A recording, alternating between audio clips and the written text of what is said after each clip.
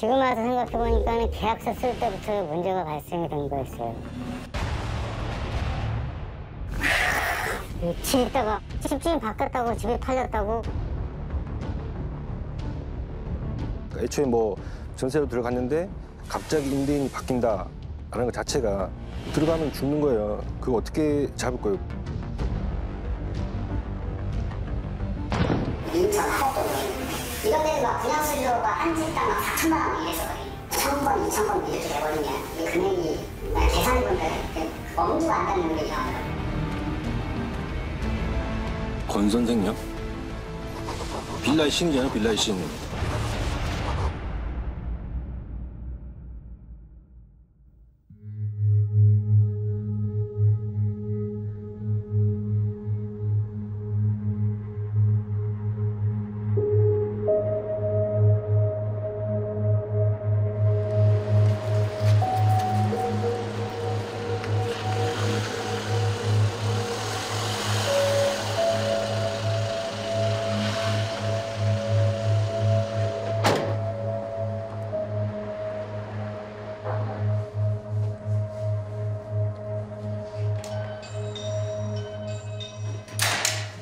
아버님 안녕하세요. 저 KBS에서 왔는데요. 저희가 이제 빌라 갭투자 관련 좀 취재를 하고 있거든요. 압류가 걸려있는 걸로 돼 있던데 맞나요? 아 그래요? 그럼 아버님 혹시 잠깐 말씀.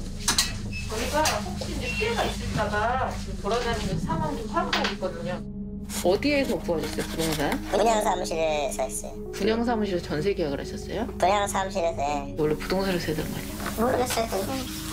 혹시 저희가 취재 중이라서 확정된 게 아니라서요. 이게 무슨 큰일이 벌어진 건 아니고요. 이분이 말씀드렸듯이 저희가 이제 추적을 해보니까 한 이렇게 맨 처음에 계약은 이랬지 여기 예. 이 사장 이 건물 저기 집진서라. 건설사 측과 전세 계약을 했는데 잔금 치르는 날 갑자기 상황이 바뀌었다고 합니다. 전세 계약을 여기랑 했지. 네. 근데 집주인이 바뀌었다고. 나는 어떻게 생겼는지 몰랐. 아예 안 왔어요? 네. 분양사무실 직원들만 있었어요. 대리인과 작성했다는 두 번째 계약서입니다. 전세 대금은 2억 4,500만 원. 매매 가격과 똑같았습니다. 이른바 무갭 전세 계약입니다. 2억 4,500이었어요. 아니 그러니까 전세가 2억 4,500이고 매매는 얼마였어요? 그때 2억 4,500. 그래 돈을 내가 이 사람한테 다 줬지 저 돈은. 한테 네. 돈이 갔을 거 아니에요? 나는 어떻게 생겼는지 몰라. 돈은 여기를 일일이 주고 그러니까 씨 통장으로. 근데 지금 보면 계약일이 똑같이 9월 12일이에요. 아니 같은 날 한 거지 이게 동시에. 같은 날 매매와 전세 계약을 동시에 했다는 건 무슨 의미일까?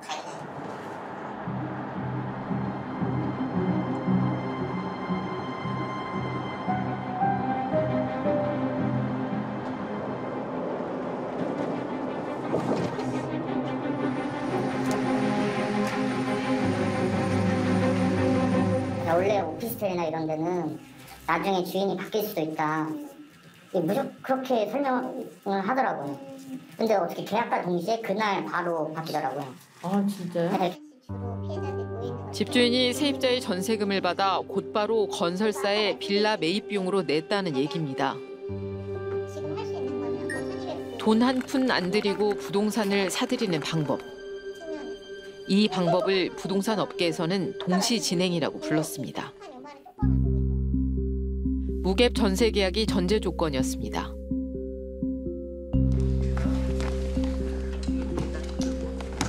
여기도 쪽에서 빌라도 좀 하기로 했어. 한마디로 이제 실제 매매 계약 가격과 전세 가격을 이제 똑같은 수준에 맞춘 뒤에 전세비가 들어오는 날 건축주에게 그대로 이제 넘어가는 거죠.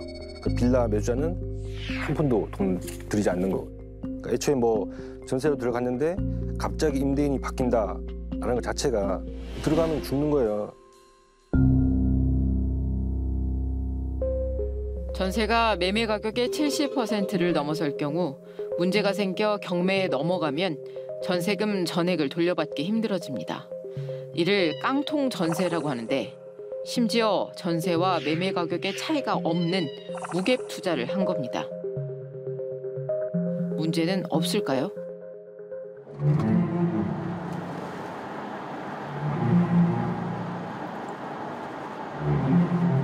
취재가 한창이던 지난 4월. 결국 우려하던 일이 터졌습니다. KBS 김윤신 기자입니다. 네. 혹시 선생님 댁은 문제 없으신지 찾아뵙고 말씀 좀 드리려고 찾아뵀었거든요.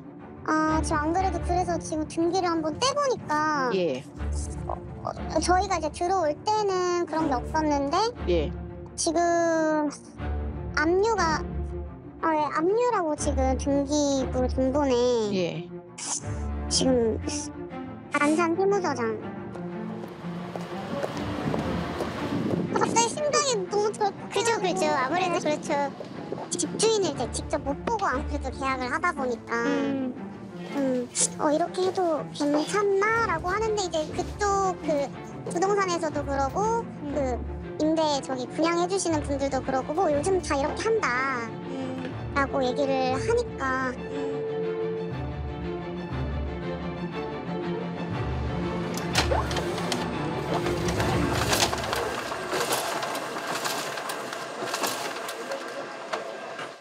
이 건물 60가구 전체 등기부 등본을 확인해 봤습니다.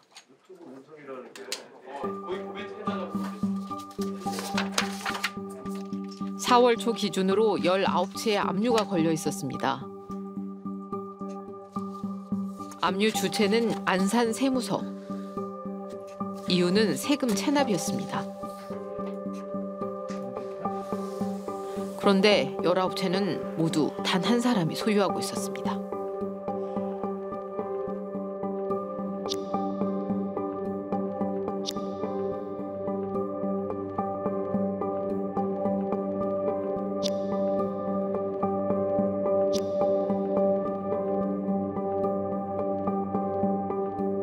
체납자는 집주인 권모 씨.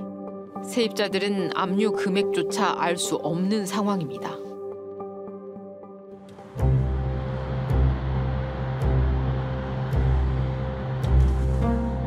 주소지가 저희가 갖고 있는 거랑 겹치는지 제가 궁금해서 그러거든요. 전 주소까지는 아니더라도.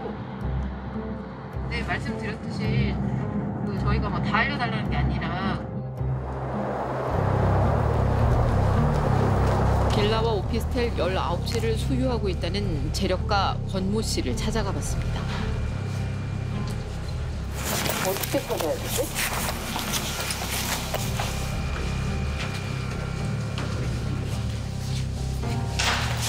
올라가 볼까요?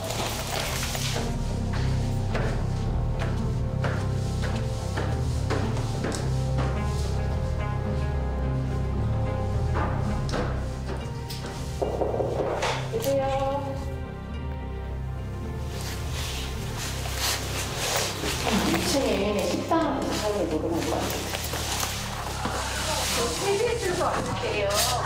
KBS에서 왔는데 여기 권씨라고 혹시 사시는 분 계시나요? 위층에? 없어요? 트림물만 많이 쌓이던데. 권씨라고 선생님 건물의 세입자가 맞나요? 네 몇 호예요? 203호인데 안 살아요. 계속 안 있던데. 일부 그 보증금 사고가 난 건이 있어서 그 자초지종을 좀 여쭤보고 싶은데요. 연락처로 혹시 그 계약서 있는 거 하나 받을 수 있을까요? 계약서 있는 거는 응. 전화가 안 되더라고요. 전화가 안 돼요? 네.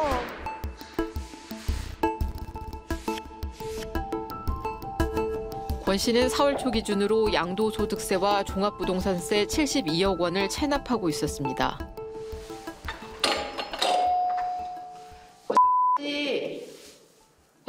계시나요? 체납이 계속되면 결국 한국자산관리공사가 권 씨 소유 빌라들에 대해 강제 경매를 진행하게 됩니다.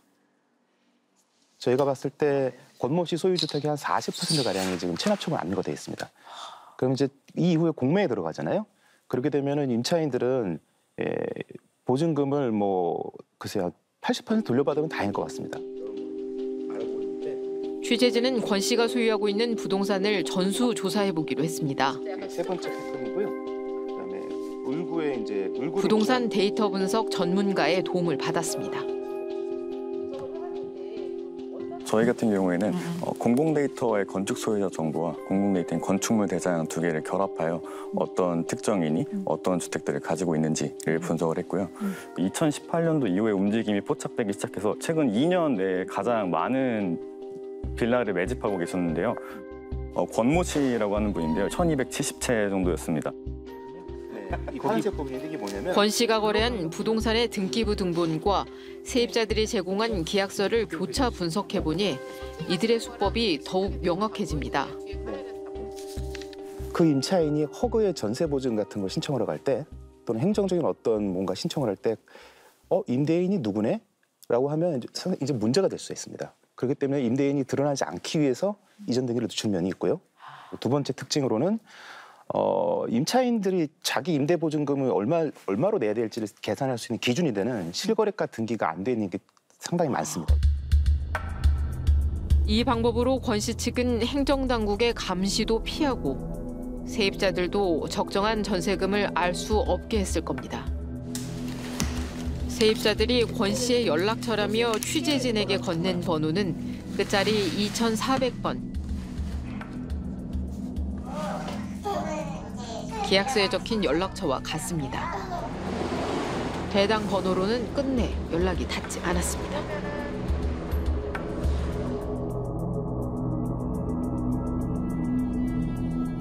권 씨가 19채를 소유하고 있는 문제 건물입니다.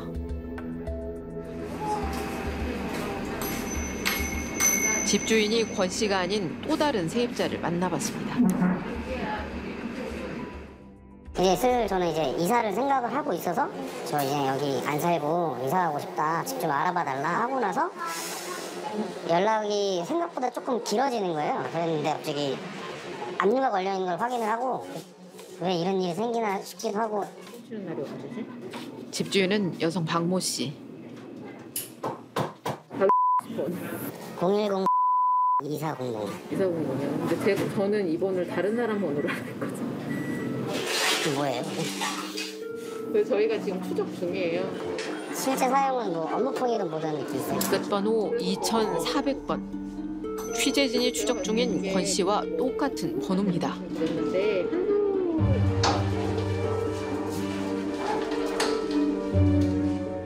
박 씨가 이사로 재직했던 회사입니다. 사무실은 쪽방 크기 수준입니다. 여기 주택이라고 혹시 입주 회사가 있나요? 아니요, 없어요. 그럼 지금 나간 거예요? 네. 어. 저희는 이제 계약했는데 이렇게 주소가 계속 여기 남아있어서 건물 날라오는 경우가 되게 많거든요. 20년도에 초반에 다들 부동산에서 데리고 왔어요. 그 통상적으로 지금 그 주변에 단전 방식으로 분양을 합니다라고 해서 이게 진짜 이렇게 해도 되는 거냐라고 이제 저는 계속 반문을 했죠.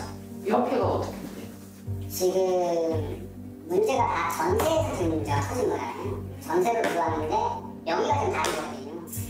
그러니까 그 전세 계약을 저희가 하고 명의를 넘겨주는 방식으로는 일을 안 하고 있었어요. 작년 하반기에 터졌어요. 이 사람들 지금 세금을 못 내고 터뜨렸어요. 무조건 뭐라 그랬어. 얘는 도도 안 돼. 나 얼굴 보고 얘기하잖아. 그런데 건설사를 찾아온 사람은 여성 박 씨가 아니라 남성 최 씨였습니다. 취재 결과 같은 번호를 쓰고 있는 사람은 권 씨와 박 씨, 그리고 새로 등장한 최 씨 등 모두 4명이나 됐습니다.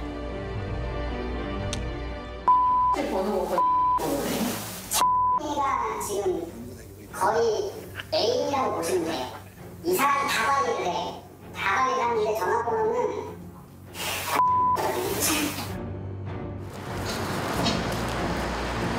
여기가 답이 여기에 있을 것 같아요. 이들의 부동산 거래 내역을 조사해봤습니다. 이들이 소유한 빌라와 오피스텔은 3,000채가 넘습니다. 어떻게 이런 일이 가능했을까? 다시 군포로 돌아가 봅니다. 매매가와 같은 가격에 전세 계약을 했다는 빌라입니다. 2억 4,500만 원입니다. 부동산 시장 쪽에서 손님들 많이 데리고 오겠죠. 업계에 물량이 있으니까. 그러니까 이제 그런 룰에 따라서 이제 저희는 이제 분양을 진행을 했다는 거예요. 사업소득세로 뭐 차들 한 번 띄고 그 비용을 줘요. 계산해 보니까요, 8% 정도 들어간 것 같아요.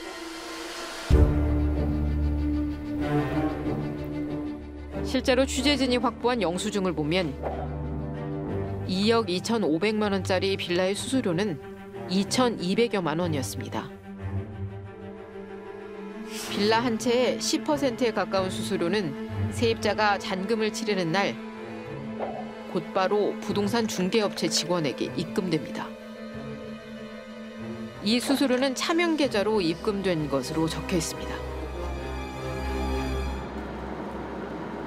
이제 저희가 좀 취재를 하다 보니까 우리 선생님 이름하고 정 선생님 이름으로 그 건설사에서 저기 수수료가 나간 게 있어요. 네. 네, 보고 받으신 건 맞으세요? 제가 조금 이따 전화 드려볼게요. 기억이 안 나세요? 있어서 언제쯤 통화가 나왔대요? 일단 시간 봐서 전화 드릴게요.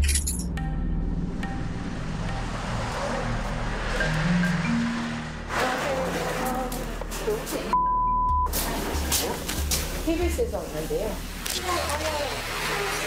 그러면은 여기 말씀 나누시고 조금 있다가 제가 몇 가지만 여쭤볼게요.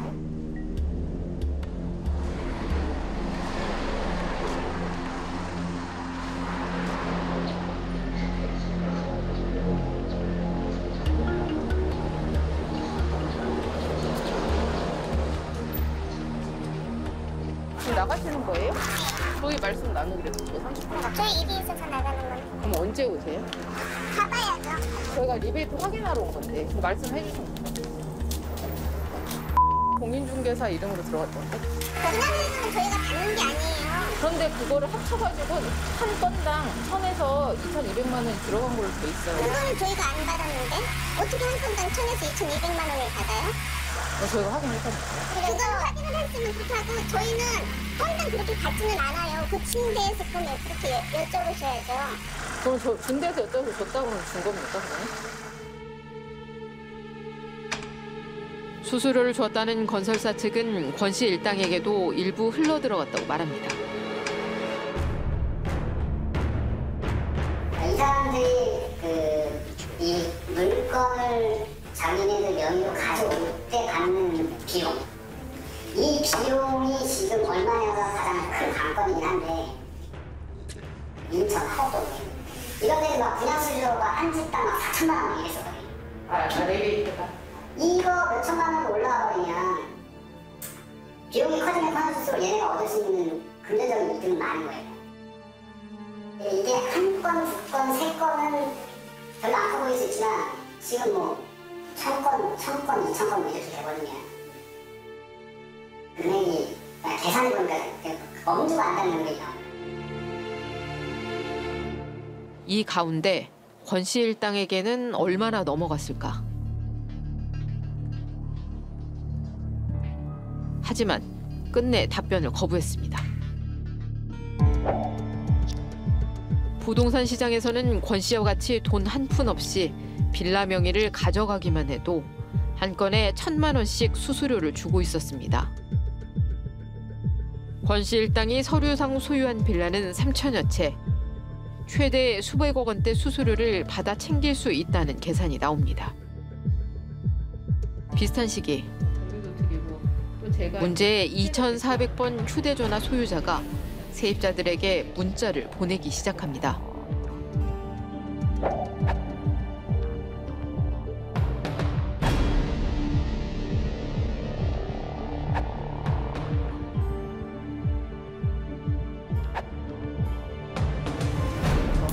지금 전세금을 돌려받지 못한 권 씨 명의 빌라의 세입자들은 소송을 시작했습니다. 그러니까 민사 형사를 걸면은 그분들 저 마음고생 너무 많이 해가지고 죽을 것 같아.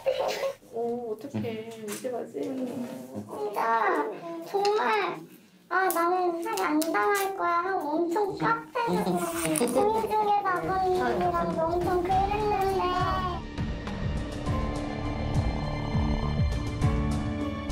같은 전화번호를 쓰는 박 씨 명의의 빌라와 주택에서는 돌려받지 못한 전세금이 이미 100억 원대에 이릅니다.